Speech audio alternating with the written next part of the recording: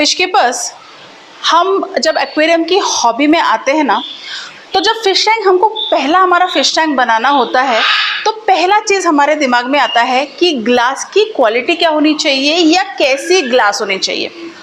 What I mean is कि क्या aquarium कच्चे ग्लास से बनाना चाहिए या टफन्ड या टेम्पर्ड ग्लास से बनाना चाहिए। ये कन्फ्यूजन काफ़ी लोगों में मैंने देखा है और बहुत सारे लोग जब हमें अप्रोच करते हैं, बिकॉज हम पूना के बाहर, हमारे स्टेट के बाहर जाकर भी बड़े बड़े एक्वेरियम्स बनाते हैं, तो this is the first question we get कि जो एक्वेरियम है क्या वो रेगुलर ग्लास में बनना चाहिए या टेम्पर्ड या टफन्ड ग्लास में बनना चाहिए। तो वेल, आज हम इसी के बारे में बात करेंगे। कुछ पॉइंट्स पे बात करेंगे जैसे कि ड्यूरेबिलिटी, क्लैरिटी, कुछ बेसिक्स हम अंडरस्टैंड करेंगे और साथ में ही कॉस्ट इफेक्टिवनेस भी देखेंगे। And the most important point, the major point which are repairs. तो इन दोनों ग्लास को, रेगुलर कच्चा ग्लास हम इसको बोलेंगे, रेगुलर एज इन, इस वक्त मैं क्लियर एक्स्ट्रा क्लियर किसी की बात नहीं कर रही हूँ, regular as in the glass which is not toughened, and हम बात करेंगे टफन ग्लास की। तो इन दोनों को हम कंपेयर करेंगे, ये सारी चीज़ें, ये सारे पॉइंट्स के ऊपर बात करेंगे। And then as usual at the end of the video मैं दूंगी अपना पॉइंट ऑफ व्यू कि which glass do we always suggest. तो चलिए वीडियो को स्टार्ट करते हैं। तो सबसे पहले ये समझते हैं कि ग्लास, मतलब रेगुलर ग्लास और टेम्पर्ड ग्लास या टफन ग्लास कैसे बनते हैं। तो मोल्टन मेटल के शीट के ऊपर मोल्टन ग्लास लावा को डाला जाता है एंड उस तरीके से जो रेगुलर ग्लास है उसको बनाया जाता है। बहुत ही ज़्यादा स्मूथ सरफेस होने की वजह से वैसा स्मूथनिंग इफेक्ट उसमें आता है। और सिमिलरली टेम्पर्ड ग्लास को थोड़ा सा ज़्यादा उसके ऊपर काम किया जाता है to give it that that layer और दैट शीट, जिसके वजह से उसको टफन या टेम्पर्ड ग्लास बोला जाता है। When it comes to clarity and aesthetics, glass, जो रेगुलर ग्लास है उसका क्लैरिटी बहुत ज़्यादा होता है as compare to a toughened और टेम्पर्ड ग्लास, क्योंकि टेम्पर्ड ग्लास के मेकिंग में कभी कभी उसका जो विजन है, उसके ग्लास के थ्रू का जो विजन है वो थोड़ा सा डिस्टॉर्ट हो सकता है, क्योंकि ड्यूरिंग द मेकिंग प्रोसेस ये बहुत बार होता है। तो जो विजन है it is not always good for an aquarium.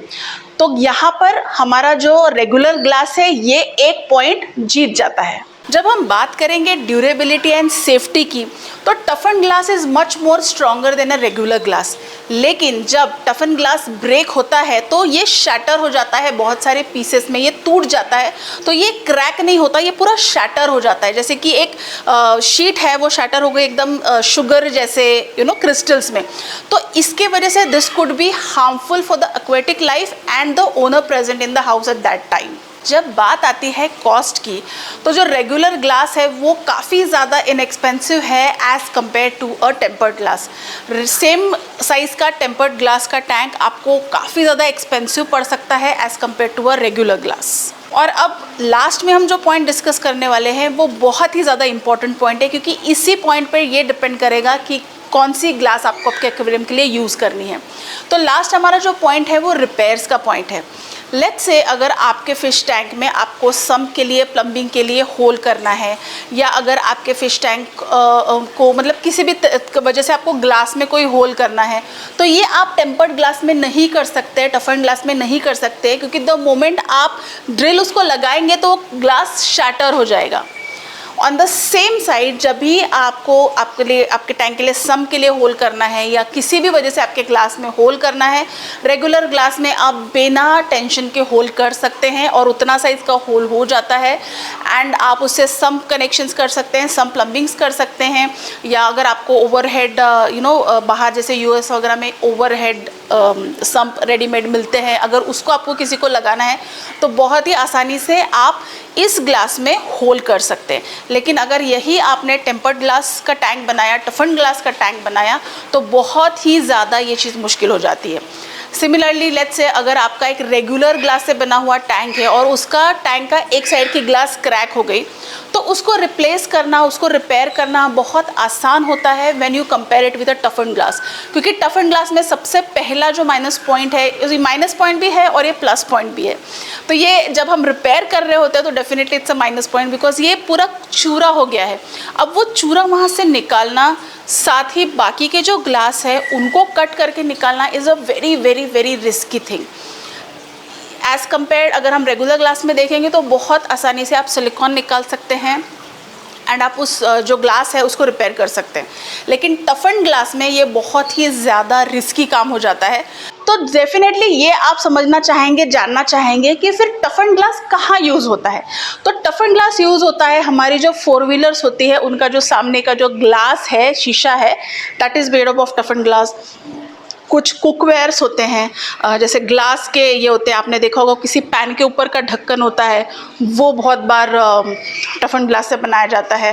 Computer के स्क्रीन्स हैं, फ़ोन्स हैं, काफ़ी ऐसी चीज़ें हैं, कुछ गैजेट्स हैं जो कि जिसमें कि टफन ग्लास यूज़ होते हैं।